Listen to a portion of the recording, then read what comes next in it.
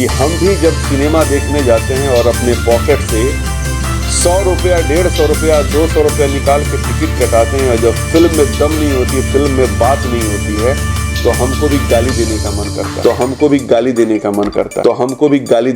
करता है, sir congratulation विवाह 3 के लिए। विवाह 1, विवाह 2 इतना बड़ा हिट हुआ और तीसरे फ्रेंचाइजी में एज ए डायरेक्टर जो है आपका एंट्री हो चुका है। क्या कहना चाहेंगे सबसे पहले, कितने एक्साइटेड है फिल्म के लिए, और अगर विवाह 3 के बारे में थोड़ा सा बताएं कि किस तरह की फिल्म होगी और ऑडियंस को क्या कुछ देखने मिलेगा फिल्म में।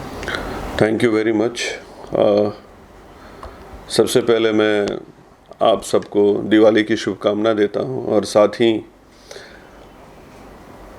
छठ पर्व हमारा बिहार का सबसे बड़ा पर्व अब सामने है, आने वाला है, तो मैं छठ पूजा की भी बहुत बहुत शुभकामनाएं आप लोगों को देता हूं।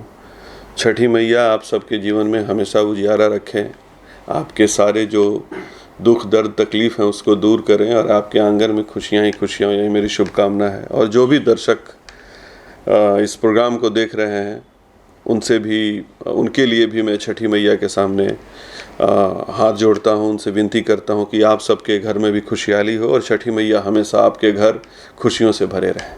जी, आपका जो प्रश्न था कि विवाह सीरीज़, तो देखिए ये विवाह सीरीज़ की शुरुआत हमारे मंजुल ठाकुर जी ने एज ए डायरेक्टर किया और प्रोड्यूसर इसके निशांत उज्ज्वल जी। एक बहुत ही कामयाब फिल्म बनाया उन्होंने, एक ऐसी फिल्म बनाई जिसकी बार बार सीरीज़ बनाया, जिसकी एक सीरीज़ बननी चालू हो गई।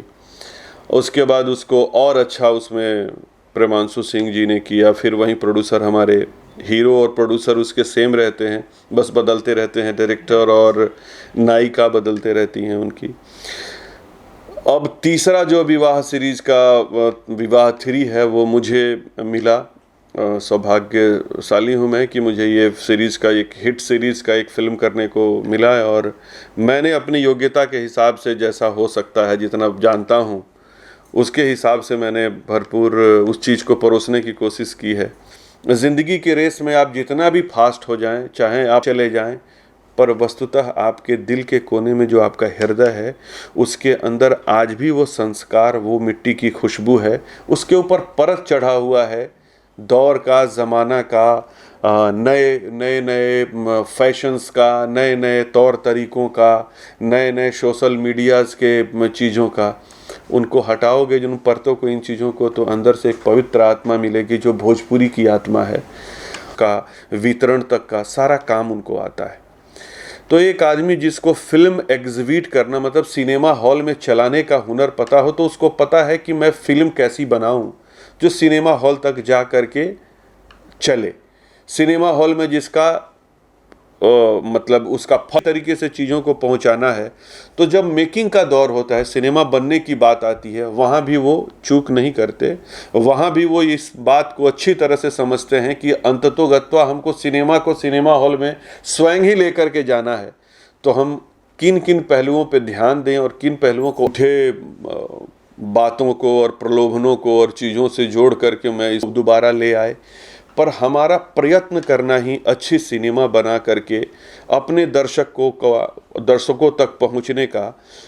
जो रूठे हुए दर्शक हैं, जो सिनेमा हॉल से भागे हुए दर्शक हैं, जो सिनेमा हॉल में हमारी भोजपुरी सिनेमा को नहीं देखना चाहते, उन तक अच्छी सिनेमा को ले जा कर के उनसे विनय करने का, आग्रह करने का कि एक बार देखिए आप, कि हमने कोशिश किया है। यही एक उपचार बचता है हम लोग के पास, यही एक काम बचता है हम लोग के पास जो हम कर सकते हैं। बाकी जो फिल्मों का आप नाम लिए जिन्होंने बनाई है, तो अच्छी बात है, और एक मुद्दा है जिसको मुद्दा को लेकर के लोग बना रहे हैं सिनेमा, और अच्छी चीज़ है। अगर तो हमारा वही दर्शक जो भोजपुरी भी देखता है और हिंदी भी देखता है, तो वो हमारी फिल्मों को नहीं देखेगा। सिंपल सी बात है ये। हमारा दर्शक तभी हमको देखेगा कि जब वो बातें जो देव उठला के बाद हमरा लगा था कि हमनी के जानता नहीं जा, उहे जानता नहीं जा, बाकी लोग नहीं के जानत। जे भी बना रहल बा सिनेमा ठीक बा, लेकिन केहू के भी आज के ऋतिक रोशन जे भी बा, टाइगर श्रॉफ, ये लोग के फिल्म में जौन चीज़ देखे के ना मिली, तौन चीज़, तौन संस्कार, भोजपुरी सिनेमा के, अपना भोजपुरी सिनेमा के माध्यम से हम दर्शक में लाने की कोशिश करते हैं। बॉक्स ऑफिस पे भी मिला, उसका अच्छा फल यूट्यूब पे भी मिला, चैनल्स पे भी अच्छे फल मिलते हैं। बड़ी ये नहीं कहूँगा कि मैंने इतिहास का वो पन्ना लिख दिया है जो इसके पहले लिखा नहीं गया है। इतना ज़रूर कहूँगा कि सिनेमा हॉल में, टीवी पे, जहाँ भी, जिस माध्यम पे भी आप सिनेमा को देखेंगे तो आप मुझे आशीर्वाद देंगे। बातें हैं और कहानी हमारी बहुत ज़्यादा रुकती है, कोई ऐसा चीज़ नहीं है, संस्कार नहीं है जो छोड़ा हो, और कहानी जो है हर संस्कार में आगे बढ़ती है। और ये चीज़ जब आप लोग देखेंगे तो आप लोगों को बहुत अच्छा लगेगा कि एक नए तरीके से, मतलब संस्कार हो रहा है पर उस संस्कार के बैकड्रॉप में वो संस्कार चल रहा है, उसके आगे कहानी क्या चल रही है।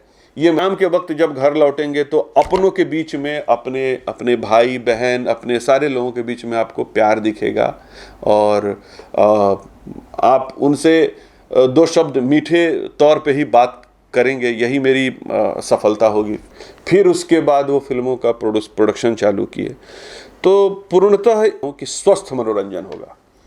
आपको कहीं भी किसी भी मुद्दे पे ऐसा नहीं लगेगा कि ये सिनेमा मैंने क्यों देखा। सिनेमा देखने के बाद आपको लगेगा कि जिस पैसे का आपने टिकट कटाया है वो पैसा आपका वसूल है। क्योंकि मैं इस बात को अच्छी तरह से जानता हूँ कि हम भी जब सिनेमा देखने जाते हैं और अपने पॉकेट से 100 रुपया, 150 रुपया, 200 रुपया निकाल के टिकट कटाते हैं और जब फिल्म में दम नहीं होती, फिल्म में बात नहीं होती है, तो हमको भी गाली देने का मन करता है और आपका भी मन करता है। तो जब आपका मन करता है तो मैं समझता हूँ कि उस मन को मुझे बदली है, उसको देखने के बाद आपका मन आशीर्वाद देने का करेगा। आप आशीर्वाद दोगे, कहीं भी किसी तरीके से आपके मनोरंजन में कमी नहीं होगी, आपका भरपूर मनोरंजन होगा, स्वस्थ मनोरंजन होगा। कि एक तरफ से आम्रपाली जी कोशिश करती हैं सीन को कि ये सीन मेरा हो जाए, और दूसरी तरफ कोशिश करते हैं चिंटू जी कि ये सीन मेरा हो। और इन दोनों के प्रतिस्पर्धा में एक्टिंग का जो ये लोग दोनों आपस में खेल रहे थे, उसमें मुझे बहुत मज़ा आ रहा था। और जिस तरीके के आर्टिस्ट हमने इसमें, अवधेश मिश्रा, राम सुजान जी, मटरू जी, ऐसे आर्टिस्ट लोग थे जिनके साथ और मज़ा होकर के फिल्म की एक्टिंग पार्ट इतना मजबूत है, इतना अच्छा है कि आप सबको बहुत प्यारा लगेगा। आप देखिए और अपना आशीर्वाद दीजिए। Thank you sir. Thank you.